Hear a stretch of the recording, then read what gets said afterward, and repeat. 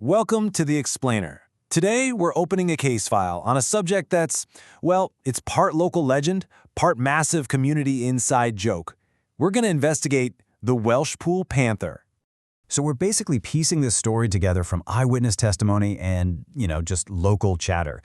We're trying to build a profile of a creature that seems to defy all logic.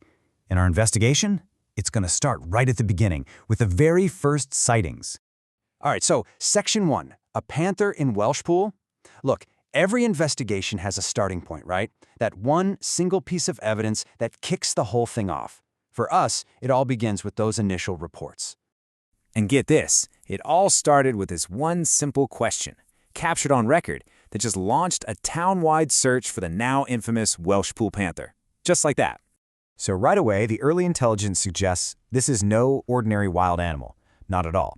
The panther seems to have, integrated himself into the patterns of local life. Sources are reporting that instead of sticking to the wilderness, he actually avoids the countryside on what they call mucky days and, get this, opts instead for a bit of shopping in town with his family. Yeah, you heard that right. Okay, moving on. Section 2, profiling the suspect. Now that we've logged the initial sightings, our next step is to try and build a composite sketch, so to speak. So what do we actually know about this mysterious panther? All right, so here it is. This is our preliminary suspect profile, and we've put this together based on all the data we could get our hands on. So our primary suspect has a name, Jeremy Panther, and he really appears to be a family man. He's often seen operating as part of this small, close-knit unit with his partner, Mrs. Panther, and their 2 kids, who are just referred to in the reports as the Little Panthers. Okay, now this is where the profile gets truly bizarre. We're seeing this combination of classic cat traits with these incredibly human habits. So he has whiskers, right? But they're often tipped with cream from a stolen cheesecake. Witnesses also report this distinctive gummy grin from eating too many wine gums. And yeah, he leaves large, muddy paw prints. But maybe the most outlandish theory of all, that he travels disguised in a coat with his wife perched on his shoulders to complete the whole human illusion. Just incredible. All right, Section 3, the panther's daily routine. If we're going to truly understand our suspect, we need to map out his habits, his diet, and, believe it or not, even his employment history.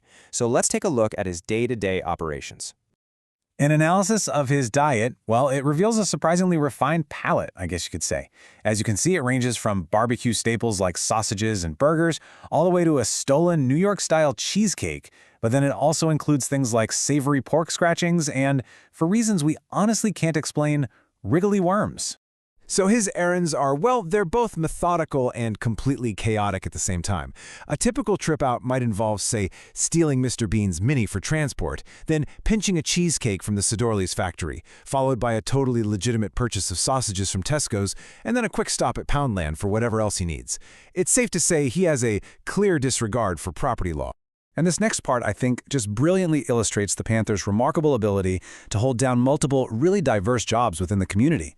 I mean, he's been identified as a drill expert at Screwfix, a sergeant on Panther Patrol for the police, a digger operator, and even a specialist builder who installs solar panels. He also apparently had a brief stint as a Domino's pizza delivery driver, and the report says he was fast, but had a tendency to eat the pepperoni off the pizzas. You can't make this stuff up. Okay, Section 4, an active social life. Now, contrary to what you might expect from a supposedly elusive creature, this suspect is no loner, not at all. Our investigation reveals a surprisingly robust social network of friends and colleagues. And get this, in a recent development, a second panther has appeared on the scene. This guy, known only as Dave, is a known associate of our original panther, Jeremy. Intelligence suggests he's actually an immigrant, having arrived by train from Birmingham, and has since taken up residence in the local Welshpool Youth Center. So all this evidence really points to one conclusion. This panther is deeply embedded in the social fabric of the town. He plays football and rugby, he enjoys a game of bowls, he even frequents the local playground with his cubs. He attends social gatherings at a place they call the Panther Shack, and witnesses also note that he enjoys a glass of wine, which reportedly transforms him into a wobbly panther. Next up, Section 5, the Poggle Wiggle Enigma. Because as it turns out, the panther isn't the only mystery our investigation has dug up. There's another, maybe even stranger puzzle connected to this whole case. And this brings us to this really tantalizing side case that honestly remains a complete enigma. The question that has totally stumped investigators is this: what exactly is a pogo wiggle? Yeah, and there is absolutely no consensus on what these things are, or even what they're supposed to be called. The witness testimony is all over the place, with variations like progold wiggles, poglet needles, and even hoggle weevils all being reported. Total confusion. Our leading theory, though, connects this mystery directly back to the panther's diet. A hoggle-weevil, and this is just a hypothesis, is thought to be some kind of creature responsible for the crunchy bits in pork scratchings. But its existence, just like the pogo-wiggle, remains completely unconfirmed. It's literally a mystery within a mystery. Okay, our final section. The legend lives on. All of this brings us to the central question of the entire case, right? With so many sightings and such a detailed profile, why on earth does the Welshpool Panther remain at large? While the answer, according to our sources, lies in the very nature of the mystery itself. As one local so perfectly put it, if everybody knew where he was, it wouldn't be a mystery.